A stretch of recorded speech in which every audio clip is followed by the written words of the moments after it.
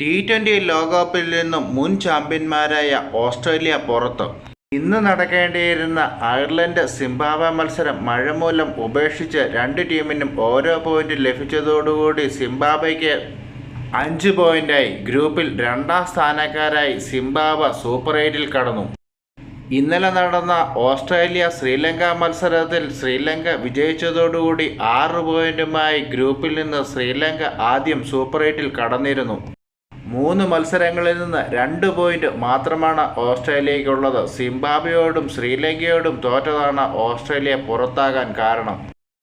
ഇന്നലെ ശ്രീലങ്കയോട് തോറ്റപ്പോഴും ഓസ്ട്രേലിയയ്ക്ക് നേരിയ പ്രതീക്ഷയുണ്ടായിരുന്നു. സിംബാബ്വെ 2 കളി തോൽക്കുകയും ഒമാനെതിരായ മത്സരത്തിൽ ഓസ്ട്രേലിയ വൻ മാർജിനിൽ വിജയിക്കുകയും ചെയ്താൽ ഓസ്ട്രേലിയ സൂപ്പർ 8-ൽ കടക്കും എന്നാണ് ഏവരും കരുതിയിരുന്നത്.